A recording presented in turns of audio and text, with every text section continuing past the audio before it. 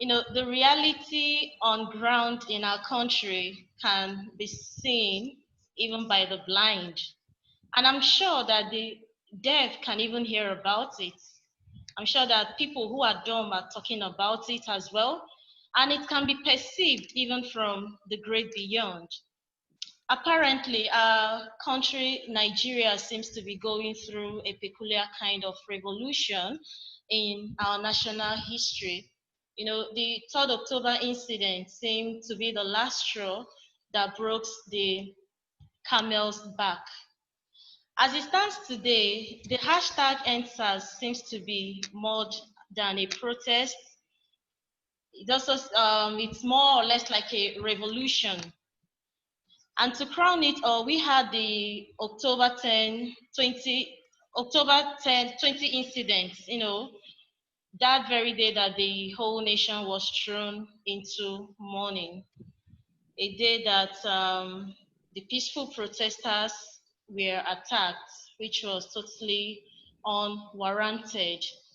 What has happened in Nigeria so far is an indication that our country, Nigeria, has been sitting on a ticking time bomb that is waiting to explode. What has happened also shows that our country, Nigeria, has enormous potentials in its young people, and of which, if we can harness very well, it will be to our own greatest advantage. It is also an indication that our young people possess so much energy, so much insight, so much resilience, and of which we need to tap into to reap so many other demographic dividends. The incident that happened that Tuesday on October 10th, it was such a terrible one. And as you all know, this program was actually supposed to hold before that day. But after that incident, I'm sure that a lot of us were literally dead. But we had to force ourselves to come back to life, in order to honor the memory of those that died.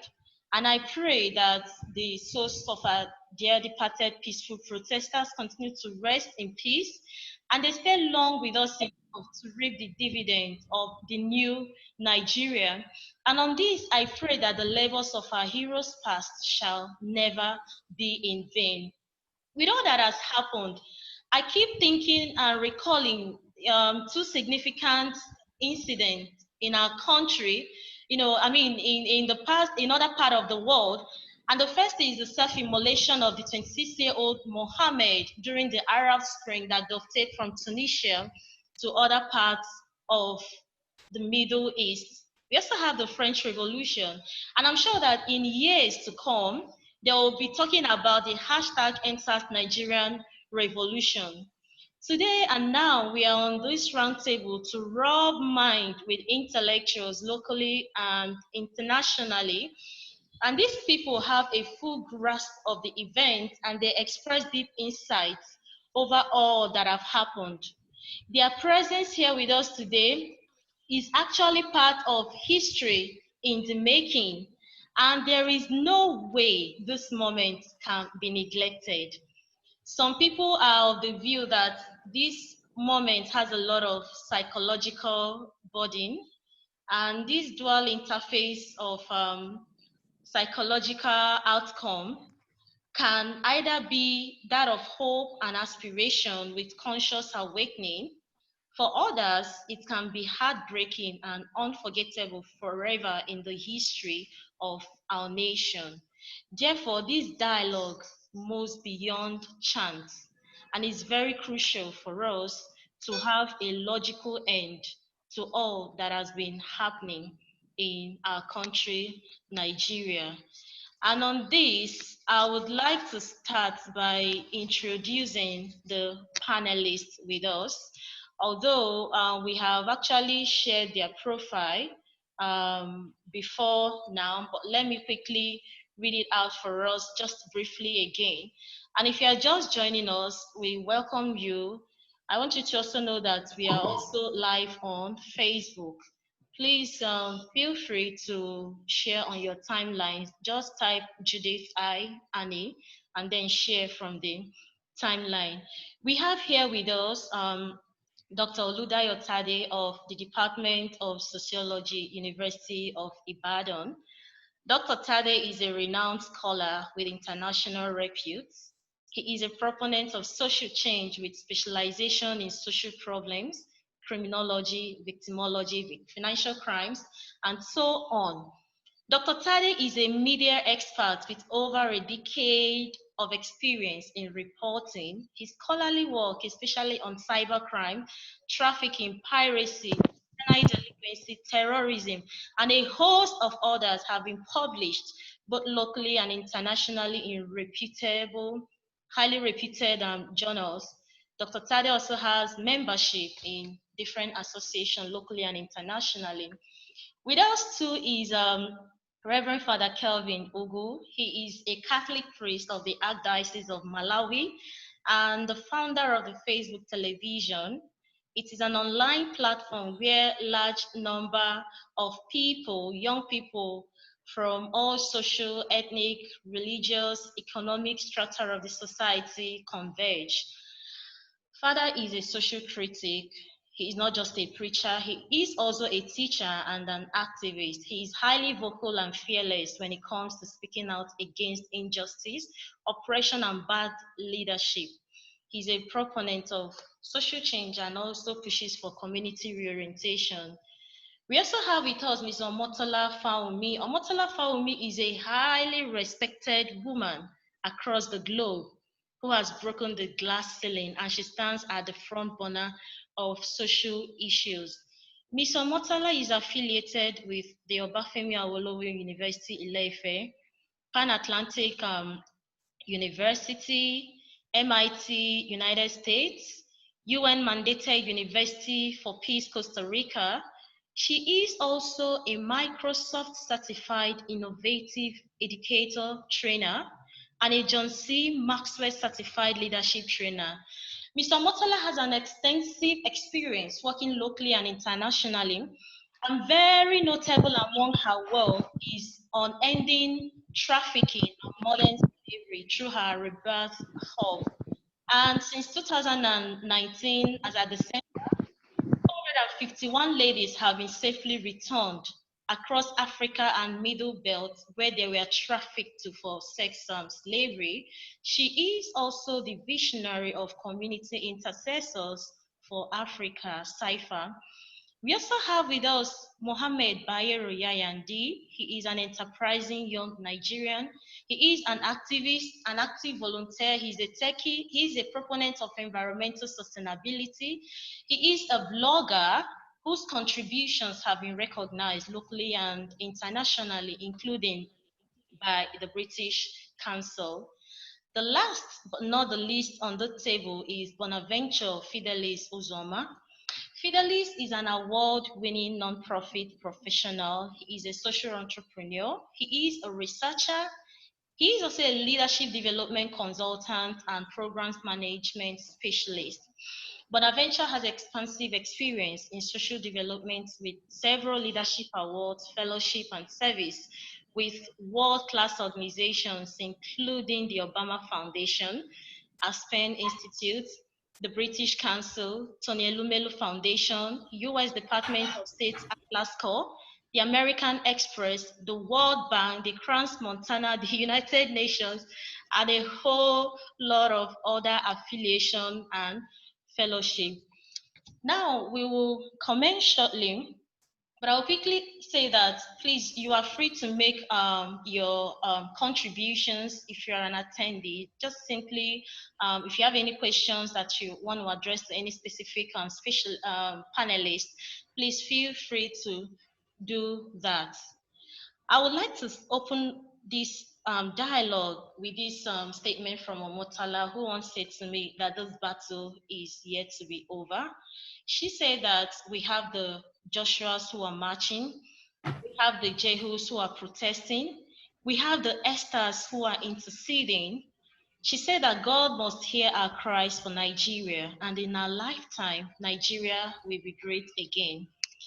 Before I ask Omotala the inspiration behind that um, statement, I'll go straight with Dr. Oludayo Tade.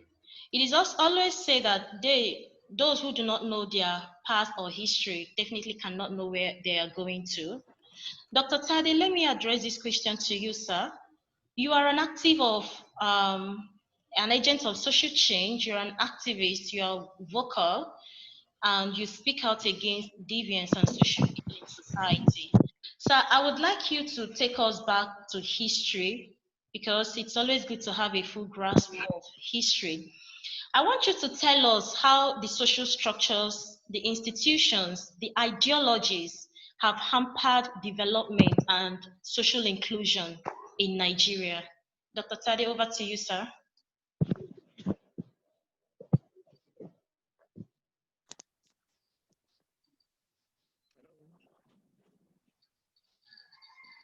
Dr. Tade, can you hear me, sir?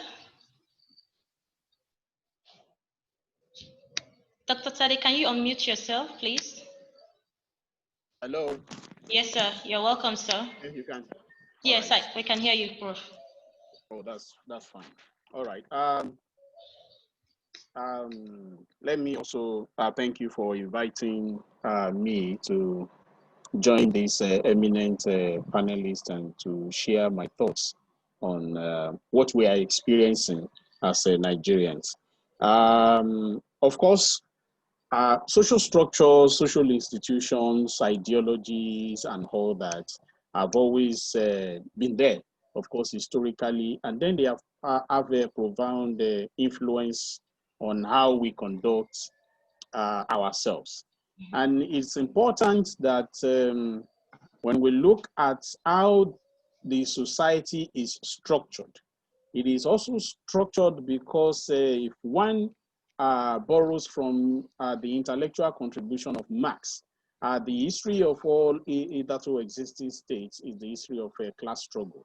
And so it has always been that a particular structure is erected to favor or satisfy the interests of the few, who have the opportunity to occupy a particular space at a particular point in time. And so if we look into our own context, we will see that even from the pre-colonial rather, the pre-colonial Nigeria, the strategy that were used by the colonialists to even bring us under colonial rule also had that intention of ensuring that the few who will play the ball is on board, while others who would not agree with them are excluded from, of course, the scheme of things. And this was what we took into independence.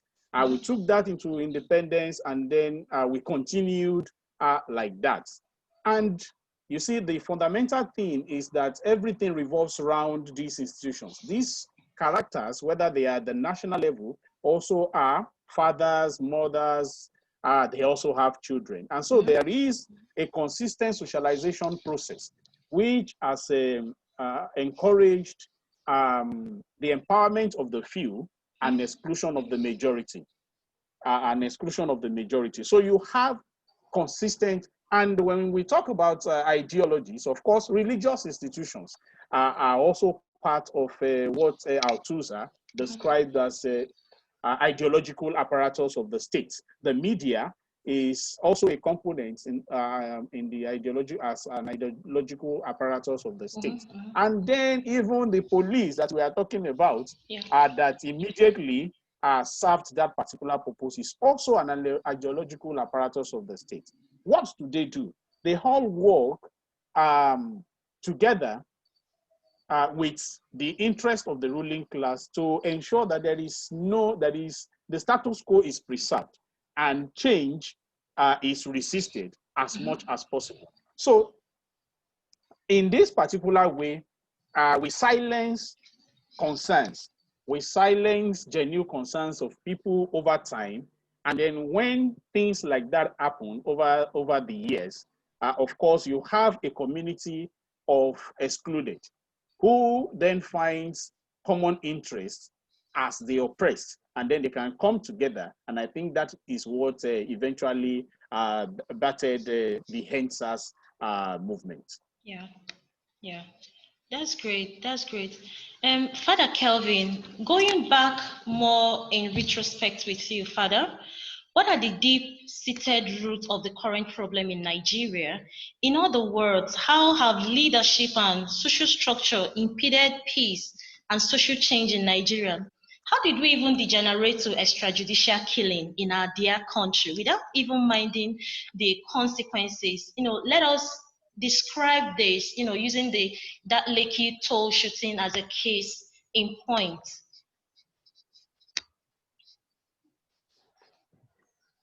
Thank you for having me. I don't know if you can hear me. We can hear you, Father, clearly, Father, we can. Well, to make it a little short and clearer, one very important reason why all these things are happening is the aspect of respect for the dignity of life, respect for human life. Mm-hmm. This thing looks very simple, but this is actually the root. It is embedded in all of us. It is embedded in our culture, in our school system. And that is why we don't have respect for life. We don't have value for one another. Mm. And because we don't have respect for life or value for one another, we are more individualistic. The government is more for themselves or for ourselves, not for everybody. I can give you examples to make you see how this whole issue is not just about uh, the police Mm-hmm. or the government. In our society today, if somebody is under somebody, Yeah. the next person or that person who is feeling like somebody is under me, there is always that tendency to trample on this person as a nobody. Mm. It happens in the family where a man feels the woman is under him. Mm-hmm. It happens in a situation where the woman feels the house help is under her. Mm.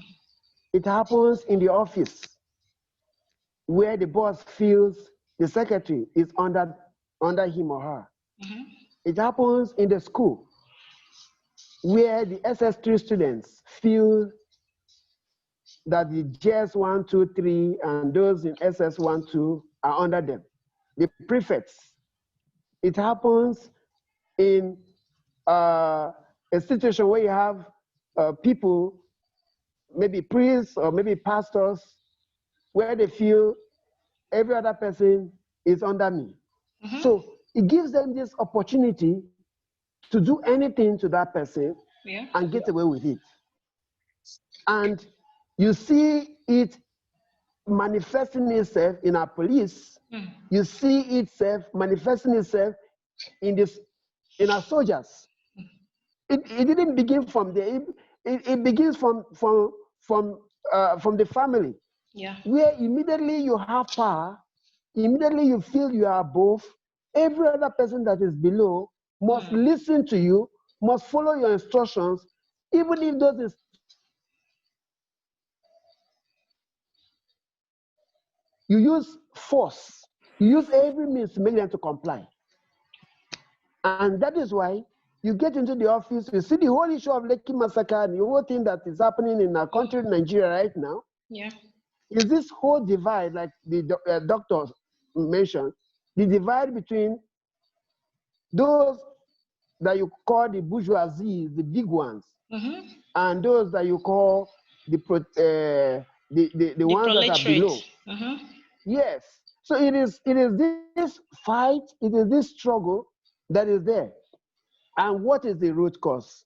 The very fact that the human life and human dignity is not respected and it is not valued.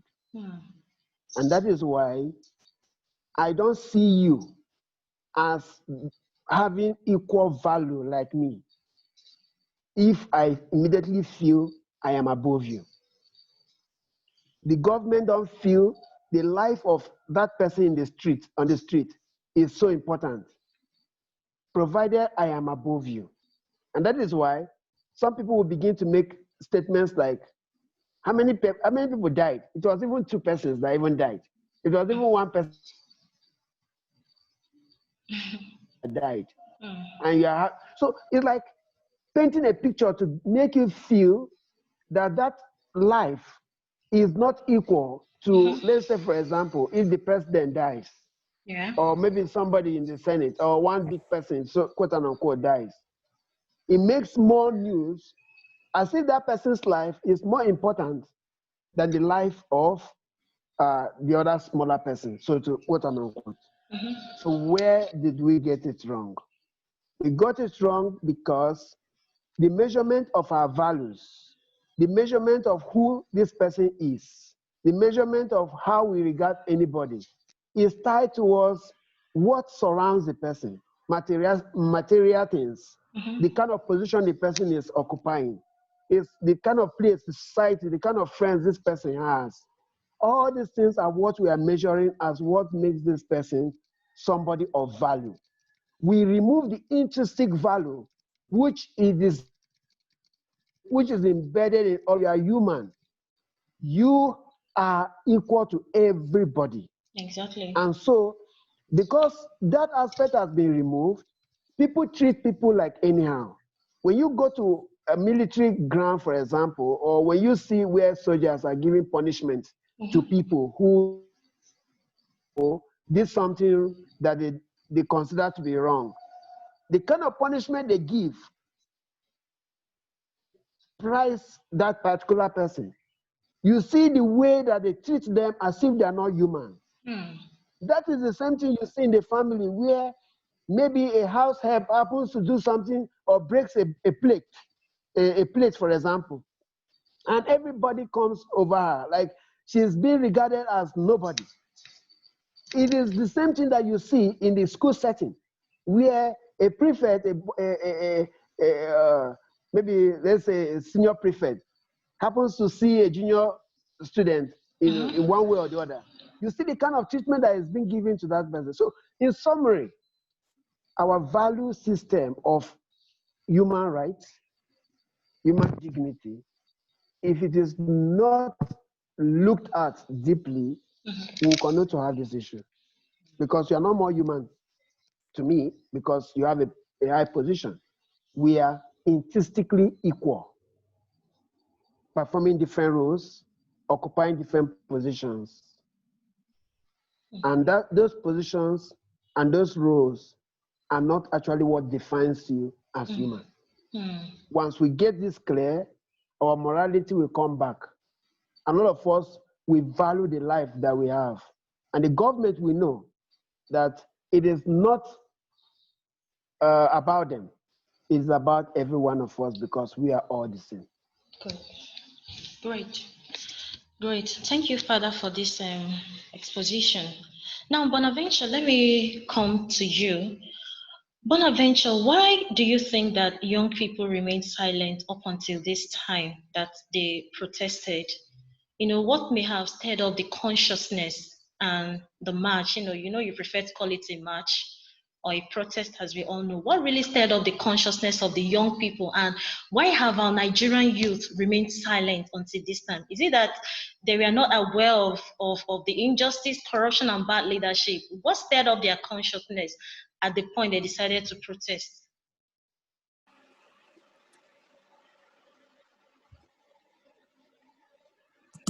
Right. Hello? Yeah, Bona, we can hear you clearly.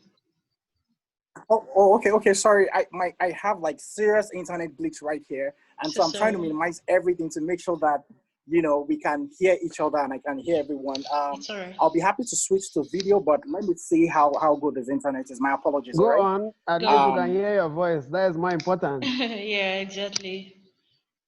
Excellent. Can you see me? Can you hear me? We can see you now. We can hear you now. We can see you, Bona. Excellent. Thank you so much. Thank you. We know there are a lot of village people in when it comes to internet things like this. So we are always very we're always very particular about it. Thank you so much. My name is Fidelis. It's such an honor to be on this great platform. Yeah. Judith has been such an amazing person. And I think that these conversations are very, very, very important.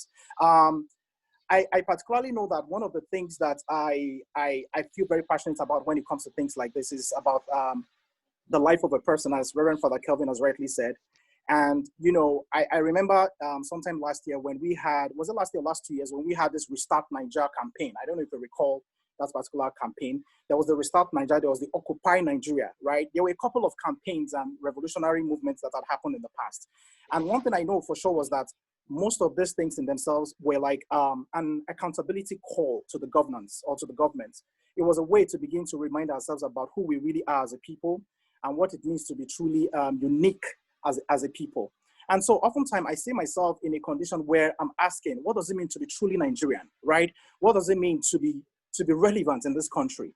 So you see, I tell people that you can't become the best of yourself if you're not in a safe and a secured environment.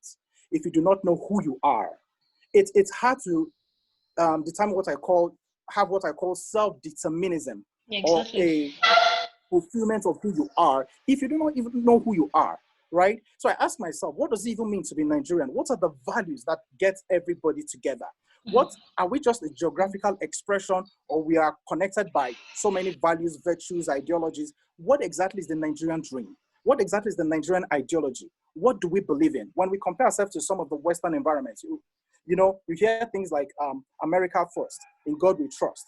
Of course, on our flag, we have peace, progress, unity, and all of that. But it's not just about those things that we write. It's about the people. Now, it looks like Nigerians have been defined by a particular brand. There is the good brand and there is the not so good brand. And so I'm not quick to say that it's a leadership problem, right?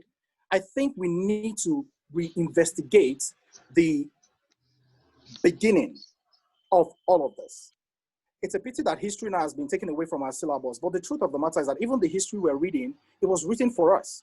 What was the Nigeria before the colonials came into power, right? What did it mean? What did it look like? Because the truth is, if you don't know where you're coming from, it's hard to know where you're going to. So when you see things like ENDSARS, when you see things like protests, when you see things like injustice in the system, there is a root cause, right? And for me, I realized that the practice of leadership basically is about authenticity. It's hard to talk about anything if you're not authentic. You know, I hear lots of people saying a lot of things around, you know, solving problems, service, and all of that. What if you're serving the slave? What if you're serving the wrong cause, right? What if you're solving the problems that are not even the right problems, right? What if you are being compassionate over things that you should not be, right? What if you're not even investigating the real issues? So when I look at, you know, this ENDSARS protest is not just about, you know, police brutality. Definitely, particularly, it's about that. But there's a need to really begin to rediscover exactly what the real problem is. What is the origin of this? How can we investigate this? How can we, you know, communicate the right problem? So that, because as we know, in the whole idea of problem analysis, right? When you're sure about what the problem is, it's easy to have the solution, right? Now, I am not saying that we do not know what the problem is, but I think the problem is like an elephant in the room, and it's overwhelming to everybody, from the leaders to the followers and to every set of persons. Some people have tagged it as corruption. For a good number of us, we call it bad governance. For some others, it's poverty. For some others, it's unemployment, right? But I think the root cause is a lack of the Nigerian identity. And because we do not know who we are as a people, it's difficult to exactly pinpoint what our problems are. When we look at other fast-growing nations, China, Russia, Germany, the US, right? These people knew exactly what their history is. They knew how they came to be. They knew the problems they were battling with, and they knew the kind of fight they had to have, right? I even feel that the leaders are a victim of the system. So what that means is that bad leadership is a reflection of a very terrible and highly cancerous system.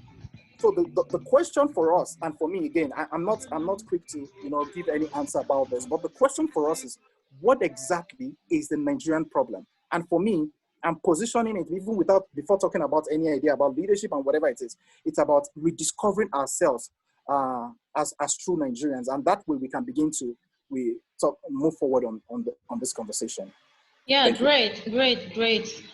This is just a very huge insight. It get me thinking, what exactly is the Nigerian dream? We hear of the American dream. What can we call the Nigerian dream? And I think it's a question that everybody needs to ponder upon. Now, Bona, let me still prevail on you. I know you've talked about bad leadership, lack of Nigerian dream, but we want to delve more on this hashtag ENDSARS. I want you to still address like why this problem was not really about the hashtag ENDSARS. You know, when this stuff started, when the protest started, I was like, we are hashtag ENDSARS is just the beginning.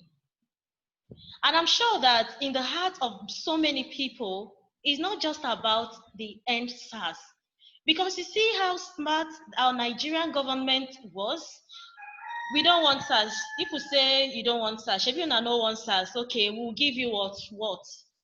Now, Mbona, what more can this protest be about beyond the hashtag ENDSARS? What can this protest be about again?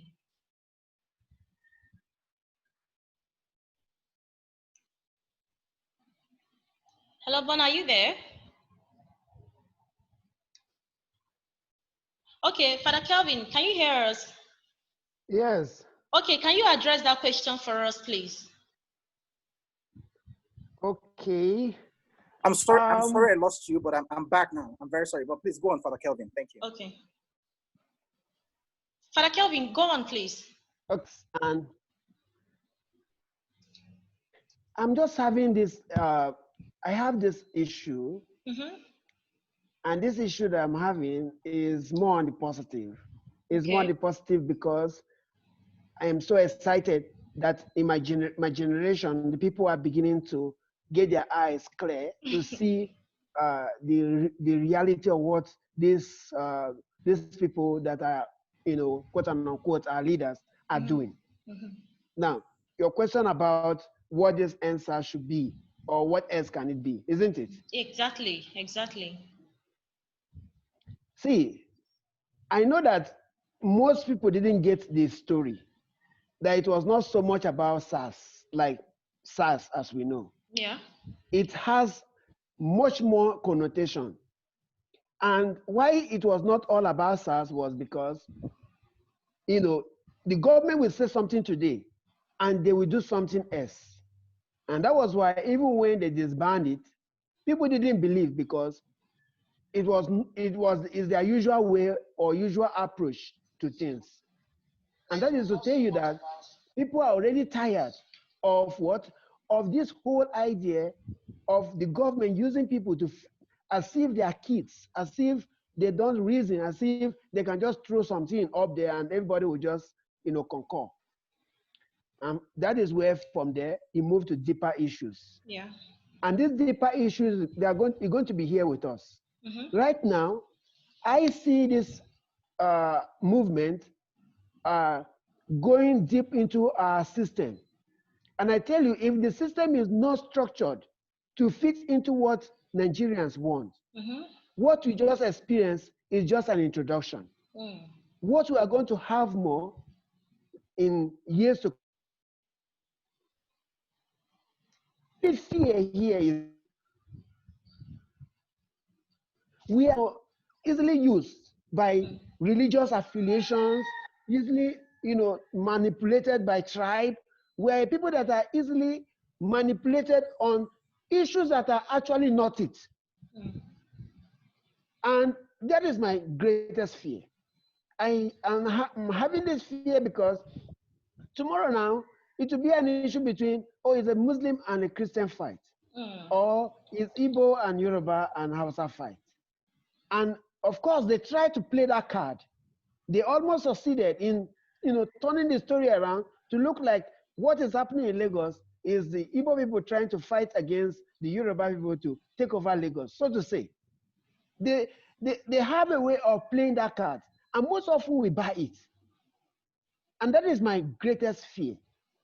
The day we are able to remove and see that our major problem is not so much about you being a Christian or me being a Muslim, or you being an Igbo or me being Yoruba.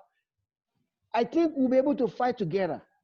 Because, I mean, we are all suffering or going through the same thing.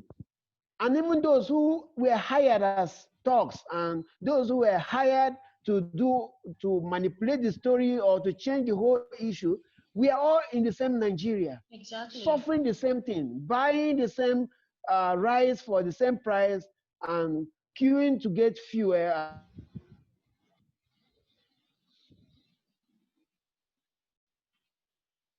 time. How to cook without onions. So it is not only one person that is going to suffer it. The moment we realize that, and I know we are realizing it, because this protest should have we tell everybody that yes, there's a lot of a mental shift that is already happening, and that mental shift needs to be sustained. And that is exactly why I'm excited about this platform, because this platform is, pushing the narrative more.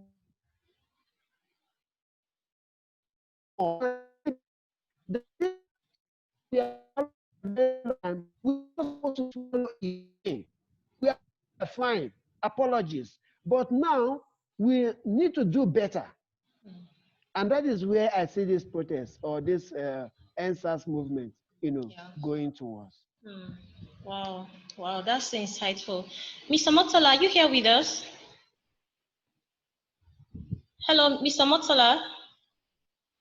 Yes, I am. I can hear you clearly. Okay, all right. Many thanks and apologies. I know it's still like 5 a.m. in your own time, and you had to, take the sacrifice to be with us today because of how important you think that this project or this program is, and how much you really want a new Nigerian. Now, Mr. Motola, you have enormous international affiliations. Why do you think that Nigeria is seen as so important in emancipating the African continent, regardless of the perception of the country as overtly corrupt and perhaps even the poverty capital of the world? Why is Nigeria so important? Wow, thank you very much for that question. And let me also say well done for putting this together, because this is a very important conversation we must have right now and continue to have. Why is Nigeria important? First, 1 in every 4 Black persons is a Nigerian. So population-wise, there is a higher chance of you running into a Nigerian anywhere across the world. That's one. Two, thank you very much for that. Am I doing something wrong? Okay. But beyond that is the fact that Nigerians are very educated and enlightened people. Okay. Nigerians are very well read, and you see, if you meet Nigerians anywhere in the world, the quality of conversations, what they happen to know about not just themselves and other nations, but there is that deep love for Africa and a genuine need for us to be truly free, truly. There's a hunger for progress that every Nigerian carries. If you look back into history, thankfully I studied history, and if people would take time to read history, you would see that at various points in time through Africa's emancipation through colonialism, Nigeria has continued to play a significant role, whether it was for apartheid, both in South Africa and Rhodesia. Nigeria continued to, push for sanctions. I recall that a lot of the British assets in Nigeria were nationalized to make a point that if you would continue to support apartheid, then we're going to nationalize your assets here in Nigeria. I won't call that the good old days. They were good days, but I'm sure that there are better days ahead. So it is very important that Nigeria takes a position of leadership. It is true that we have issues of corruption, no doubt, but all of that I would summarize under poor leadership and the faulty systems of our institutions, whether it's our family institutions, whether it's our educational institutions, or even our religious institutions. So how are people built? How are people raised? If our parents talk a lot about the good old days when, a village raised a child, and then we moved into the era where even if a teacher in school punished a child, chances are that the parents will come and complain in school. Exactly. That era, it's an erosion of our values. So we can rebuild, like one of the things that Fidelis mentioned and Reverend Father mentioned, what value do we place on people? Nigeria is so, people, we don't know our true value. Our population is just one thing. Our love for, we have this heart to help others. So I'm a Nigerian, I'm here in the United States. But if I see my Ghanaian sister or my Kenyan sister, I don't really look through the lenses of country. I see another African sister and extend the same courtesies to her. We just flow. So I think whether Nigeria likes it or not, it has that responsibility to arise from the prostrate state that she has been, and take responsibility. It's like a firstborn, you can't avoid that responsibility. We have nations that have been overtaken by coups. I remember during the era of, I think, President Obasanjo, Sao Tome and Principe, also Seychelles, one of those countries, where the president came to visit President Obasanjo, and there was a coup before he came back.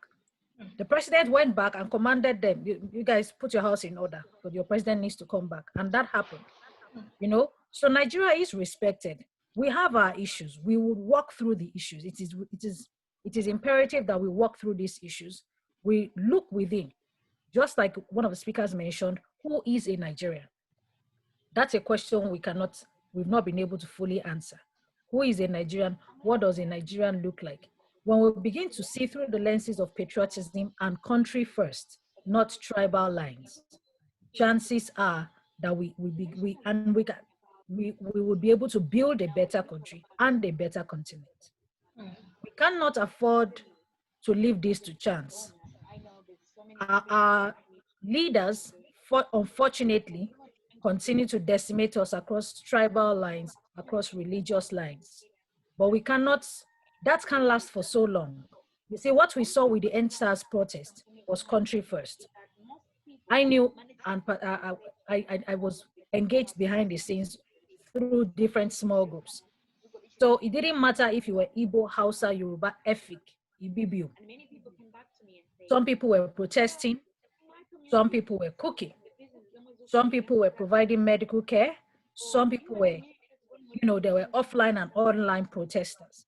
And our ability to work towards the singular goal of ending SARS was so powerful. That was a consistent protest for 12 days. People were going out, I belong to about 4 different groups. Some groups were praying and some people were raising money and some were going out, delivering food, You see, that's what happens when we think as a country, as a singular collective with a common goal, a common mission. So to answer the question, if Nigeria gets it right, Africa will get it right.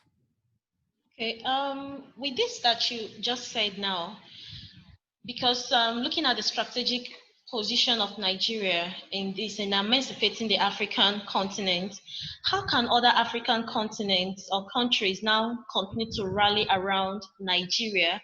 And let me say something. Okay, Father, go ahead. Let me just say something with, like, an addition to what the speaker just said. Yeah, Mr. Motola. Yes. You're very correct. And I want to say something with regards to being in Africa. Okay. At least I'm here right now. I'm in Malawi, and it will be surprising to you that the whole of this Eastern Southern Africa, into them. They take a lot of our culture, they take a lot of music, they take a lot of dressing. There is even a place here in Malawi where it's like a cinema and it's written Nigerian movies. Wow. And people are filled to go and watch. And the vice president here is a fan to, I don't know, he always liked to wear Igbo traditional attire. There's always a reference to Nigeria. I'm using this like something that is almost like you can see visibly, but there's always a reference to Nigeria. Yeah. Be it in West Africa, be it in Southern Africa or Eastern Africa. Maybe Northern Africa, I will not be so fast in concluding, but the whole of the Sub-Saharan Africa, you will see that there is something that they are always speaking. If there's any song that is released in Nigeria, I tell you honestly, before Nigerians hear it, it would have been playing here. All our celebrities, they know it. They know them. And whether you are doing Big Brother Nigeria or whatever, as you mentioned, they know everybody here. Wow. And you mentioned that you are from Nigeria. There is this quote and unquote impression that they create in you. Is like somebody who, let's say, for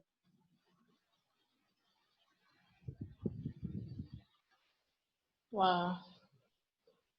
I'm sorry. Father, can you hear us? Okay. Hello, Father. Okay, sorry.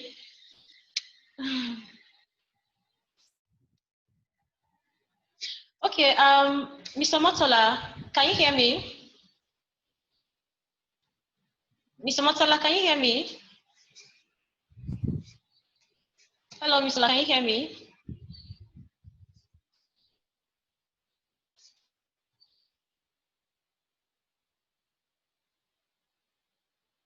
Let me continue. Sorry.